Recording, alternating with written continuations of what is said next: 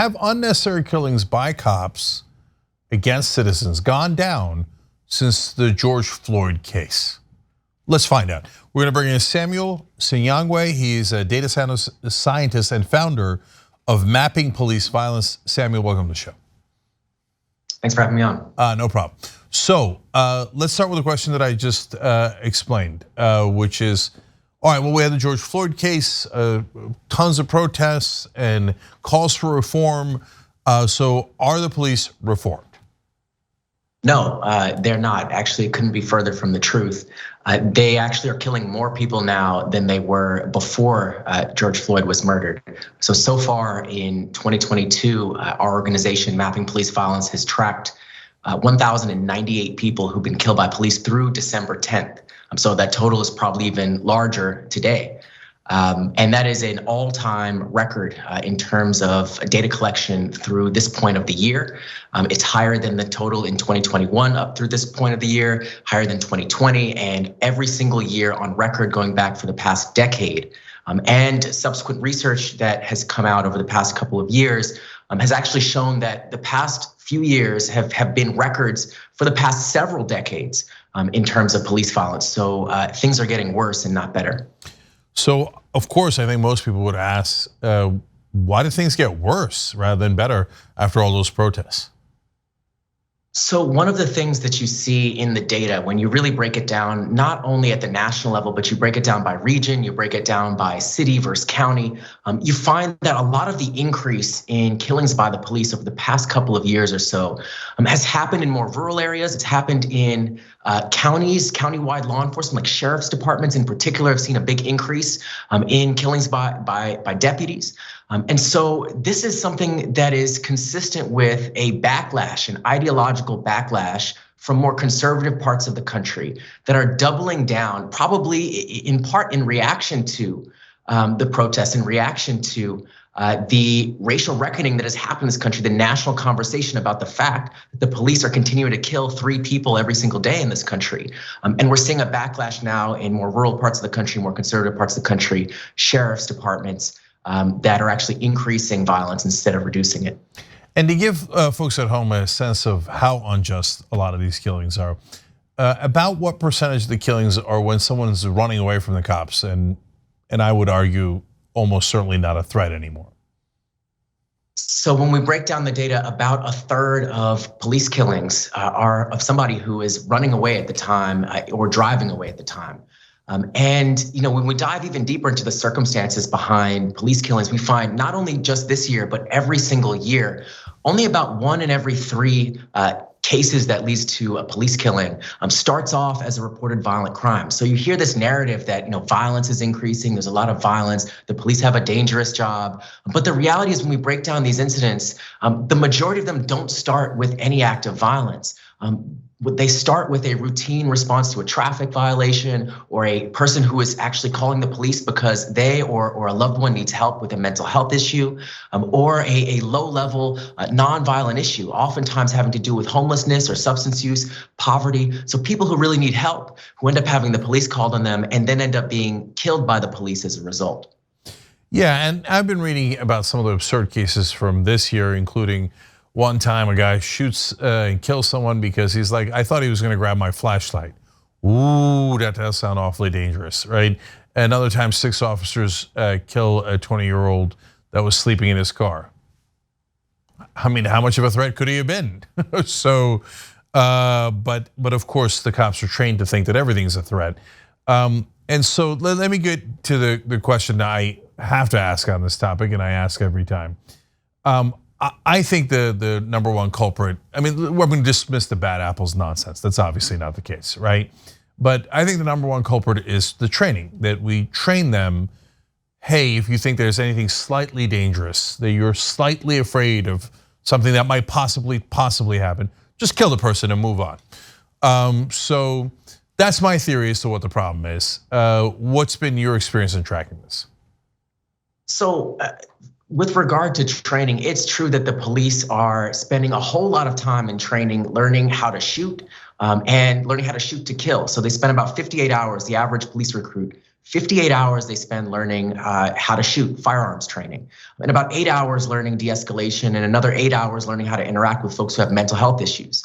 So obviously that's not aligned with a vision of reducing police violence or interacting with people in a way that is peaceful and de-escalatory.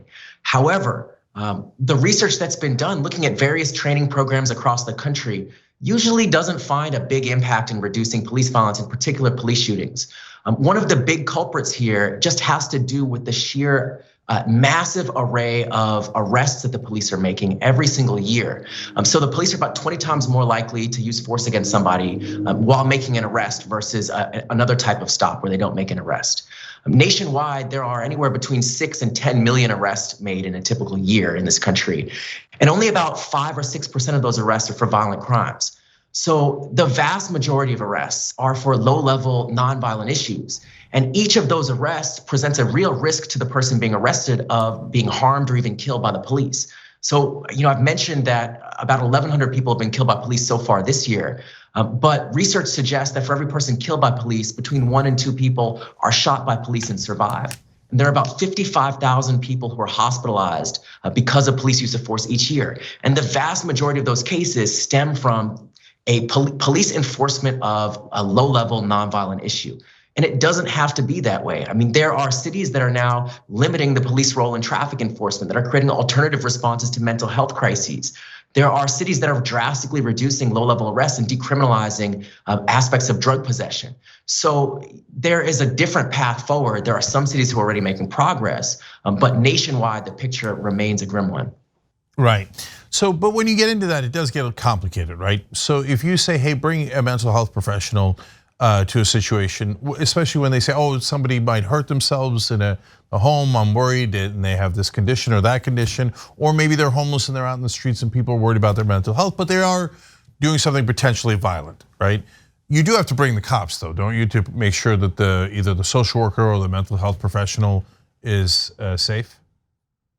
Well, so here's what's interesting. There are mental health first responder programs being piloted in dozens of cities across the country now, many of the largest cities. So New York, we have one in Chicago, in LA, San Diego.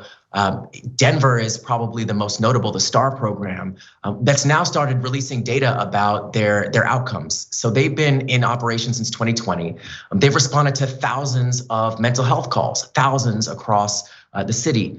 And they have not had to call in the police to make an arrest. They've not had to call in the police for backup. It totally flips on its head this idea that the police are necessary to respond to these types of situations.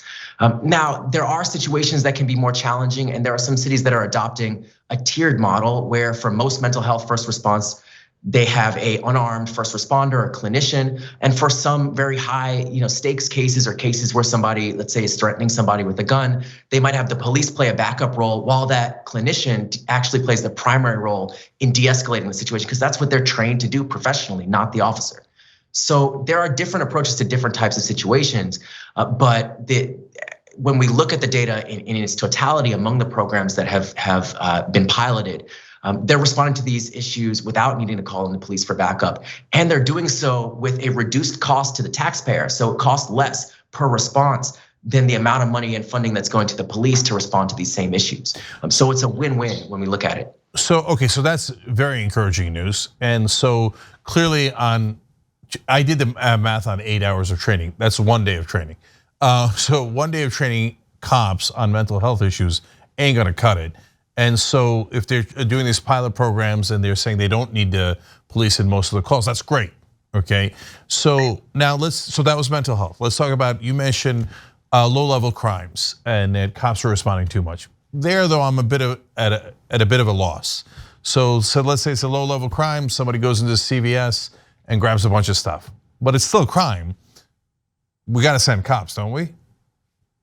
So when we look at the status quo, I mean, police are not responding to the majority of low-level crimes already, right? So they are making massive number of arrests for low-level offenses. But when you look at that in proportion to the total number of reported low-level crimes and the total number of crimes that happen that nobody reports, it's actually a small proportion of the totality of it. So the police aren't even playing a primary role in addressing this in the first place. And then when you look at the clearance rates, I mean, San Francisco famously, we saw clearance rates and they were in the single digits when it comes to things like theft, property crimes. So the police aren't solving these crimes for anyone. They're not helping anyone. So the existing model, the status quo, is not a successful model in dealing with these things in the first place.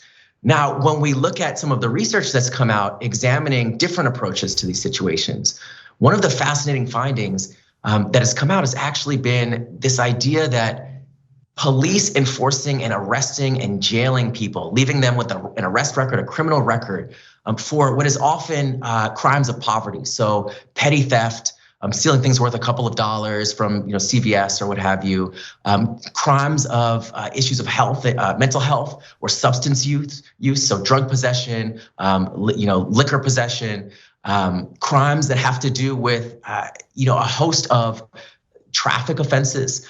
So we're talking about very low-level issues, nonviolent issues. And when you actually arrest and incarcerate people and prosecute them for those issues, it becomes more likely for them to then engage in subsequent crime because they end up even more destitute than they were before they were arrested and incarcerated for that issue. Yeah. So if the issue is how to prevent these crimes from happening and keep us safe, policing may actually be making things worse rather than better. And so we have to think about different approaches to these issues. How do we actually resource communities so that they can not have these needs in the first place? So we can treat folks who have mental health issues, treat folks with substance use issues, and not have it be a situation where we're ending up spending a lot of money to incarcerate people and make the problem even worse. Yeah, so that's where we diverge, Samuel. So I agree with you up till now, and I like that they're bringing the mental health professionals. I think that's really positive development. I think we encourage our cops to shoot way too much, et cetera. But no, you have to arrest people for theft. And if you don't, you'll have a lot more theft. And so is it a crime or isn't it a crime? And so by the way, if you say no, traffic violations aren't a crime, we should use someone else other than cops. Great, no problem, I agree. But I'm gonna leave that alone because we're gonna run out of time. So I do wanna ask you about, you said that you didn't think it was mainly the trainings. I wanna push back on that too, because all other countries have crime too, and they have low-level crime, they have high-level crime, or the kind of crime we have, and their cops don't murder people on a regular basis. So aren't we obviously training them differently than, for example, Sweden is?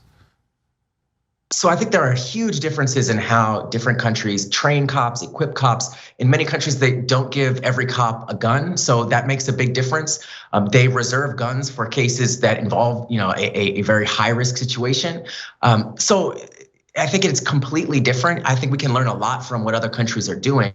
And it serves as a reminder that the police in this country don't have to kill people. You have countries like Japan, which is about 40% the size of the US by population, where on a given year you may have nobody killed by police in the entire country, versus the United States where you have between 11 and 1,200 people killed every year. So I think there's a lot we can learn. I think training, is something that's been explored. The research is still not proving that it can make a big difference.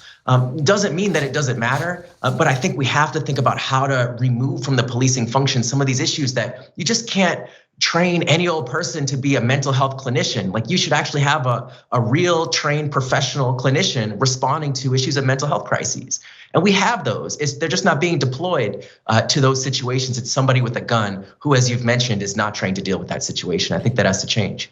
Yeah, I think guns are a huge part of the problem, and I agree with that. But until I see a study that says it isn't the training, logically, to me, it's obviously the training. In all of these other countries, Japan, Sweden, Canada, UK, you name it, they don't train that you should kill right away in case there's a slight danger. And we do train that way, and that's why it's not surprising. By the way, accountability, I'm sure, is another giant part of the answer. We have no accountability for cops who kill citizens here, and I presume in other countries they have some accountability. But anyways, guys, mappingpoliceviolence.us is the site. It's really interesting. Samuel, thank you for joining us. Really appreciate the conversation. Thank you.